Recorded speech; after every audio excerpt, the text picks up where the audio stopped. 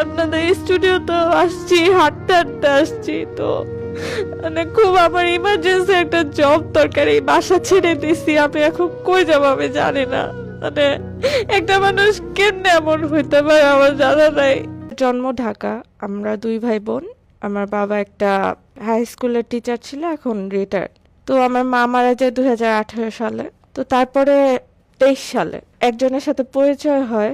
সে পড়াশোনা করে একটা রিনন্ড ভার্সিটিতে। পরিচয় ফেসবুক থেকে হয়েছে একদিন। মানে আমি নতুন ফোন নিয়েছিলাম, তো ফোনে আমি এক ফোন থেকে আরেক ফোনে ট্রান্সফার করতে যেয়ে হুট করে আমার মানে ফোন থেকে রিকোয়েস্ট চলে যায়। মানে আমার ফোনে টাচে সমস্যা ছিল, তো রিকোয়েস্ট চলে যাওয়ায় আমি বুঝতে পারি নাই যে রিকোয়েস্ট চলে গেছে।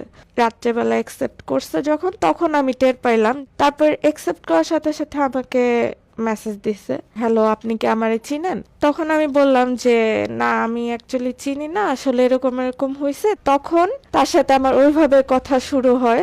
কথা শুরু হওয়ার পরে তো ভালো একটা ফ্রেন্ডশিপ হয়ে যায় ওর আমার মধ্যে। তো এরপরে সে আসলো, এইভাবে করে প্রায় দিনই আমাদের দেখা হতো।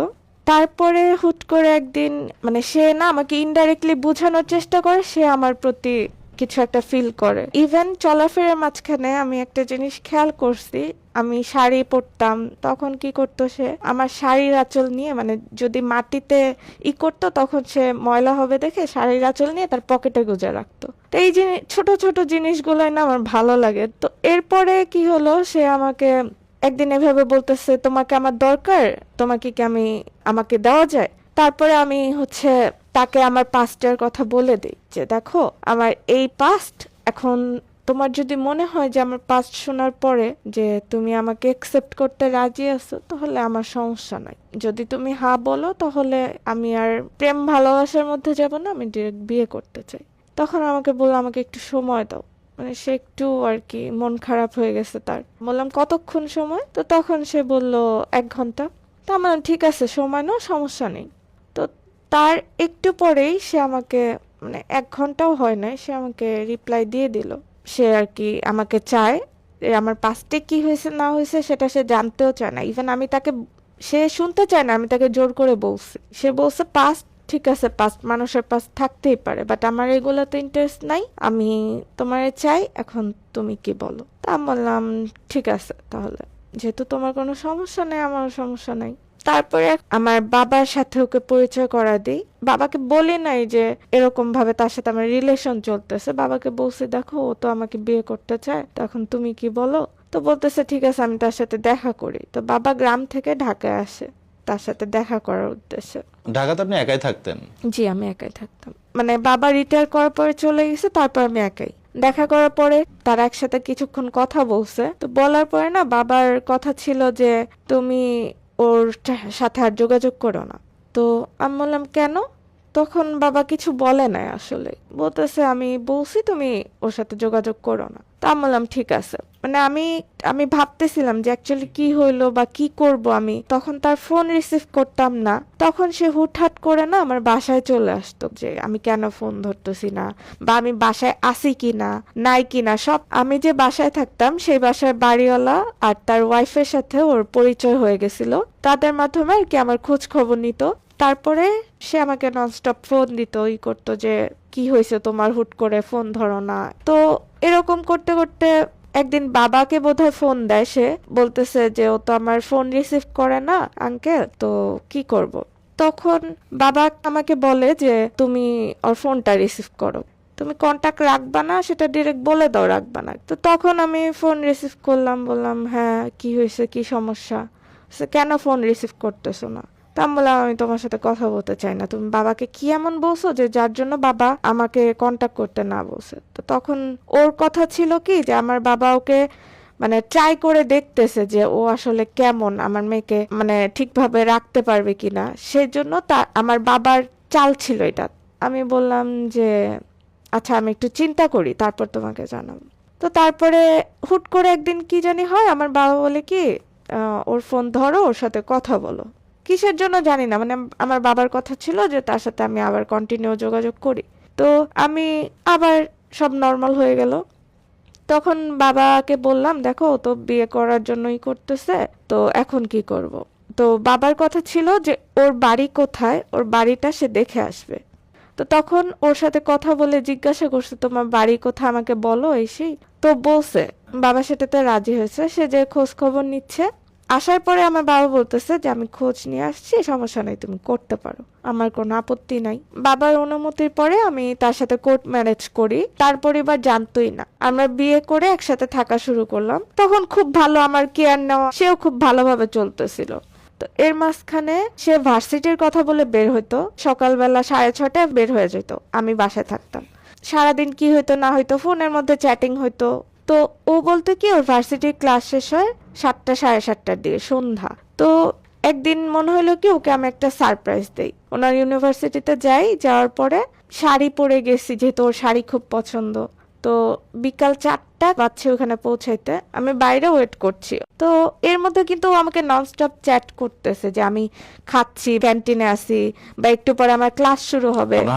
জি, এরকম করতে করতে সন্ধ্যা 7টা এরকম হয়ে যায়। দেখি কি মানে ভার্সিটির বাসে করে পোলাপান চলে যাচ্ছে, ভার্সিটির লাইটও বন্ধ হয়ে গেছে। ও তখনও আমাকে ননস্টপ মেসেজ দিচ্ছে যে আমি তখনও বলেন নাই যে আপনি ইউনিভার্সিটিতে আসছেন। আমি তখনও তাকে বলি নাই, যেহেতু সারপ্রাইজ দিব। তা আমাকে বলতেছে আমি তো ভার্সিটিতে একটু পরে আরেকটা ক্লাস শুরু হবে। তো যখন 7টা 7:30 বাজে তখন সে আমাকে বলল কি আমি বের হইছি। তখন তো আমার খটকা লাগলো যে মানুষটা বের হয়েছে, তাহলে কি আরেকটা গেট আছে? তখন আমি দারোয়ানকে জিজ্ঞাসা করি যে ভাইয়া এখানে কি আরেকটা গেট আছে পিছনে? পরে বলল না তো, এখানে একটাই গেট। তখন আমি ওকে ডিরেক্ট মেসেজ দিলাম তুমি কোথায় আছো? বললাম যে আমি তোমার ভার্সিটির সামনে। তখন বলে তুমি কি ফাইজলামি করতেছো আমার সাথে? তখন আমি বললাম না তো, তুমি কোথায়? তখন সে স্বীকার করে না। এক পর্যায়ে মানে অনেক ঝগড়াঝাটির পরে তখন সে বলে আমি তো মিরপুর চলে আসছি। তখন আমি বললাম তুমি আমাকে নিতে আসো, আমি এখানে কিচ্ছু চিনি না। সে বললো ঠিক আছে তুমি থাকো, আমি আসতেছি। এর মধ্যে মানে ওর ভার্সিটির আশেপাশে পুরো মরুভূমি, সব ফাঁকা। ইভেন পুরো হোল এরিয়ায় মনে হচ্ছে আমি একা দাঁড়ায় আছি। আমার ভয়ও লাগতেছে। তো তারপরে আমি কান্না করতেছি, মানে যে সে আমাকে মিথ্যে বললো। আমি ওখানে মানে কাঁদতেছি আর হাঁটতেছি, মানে আমি বুঝতে পারতেছি না আমি কি করব, মানে মনে হচ্ছে পায়ের তলায় মাটি নাই। তো তখন কিছু ছেলে এসে বলতেছে আপু কোনো সমস্যা, আমরা তো ওই ভার্সিটির, যদি কোনো সমস্যা মনে করেন বলতে পারেন। তো তখন আমি বললাম যে না ভাইয়া আসলে একটু ফ্যামিলির সমস্যা। তো তখন বলতেছে আপু চাইলে বলতে পারেন, আমরা দেখতেছি আপনি সেই বিকাল থেকে দাঁড়ায় আছেন একা, কারোর জন্য কি অপেক্ষা করতেছেন?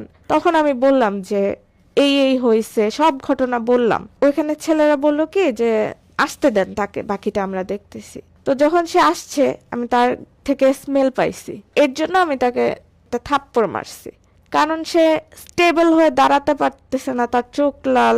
তখন ওই ছেলেরা আসার পরে তাকে ধরে মাকে ফোন দেওয়ায়, বলে যে তুই বল তুই বিয়ে করছিস 2 মাস হয়েছে আর বউ বাড়িতে নিয়ে যেতে বল। মানে তাদেরই রাগ উঠে গেছে যে একটা ছেলে এইভাবেই করছে।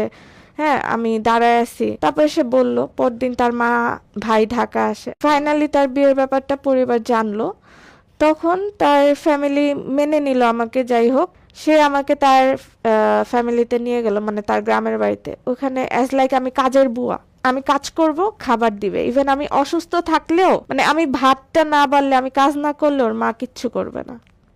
আমি জ্বরে বিছানায় পড়া, তারপর আমার সব করতে হবে। ও তখন বাড়িতে একসাথে। সে মানে বিয়ের পর থেকে এই পর্যন্ত তাকে আমি কখনো কাজ করতে দেখি নাই, কাজকর্ম কোনো কিচ্ছু না। ইভেন আমার কাছে কিছু জমানো টাকা ছিল, সেই জমানো টাকা থেকে বাজারের কথা বলে সে টাকা নিত। মানে আমি না ওর থেকে টাকার হিসাব নিতাম না। যাই হোক, গ্রামে গেছি, সেখানেও কোনো কাজকর্ম নাই।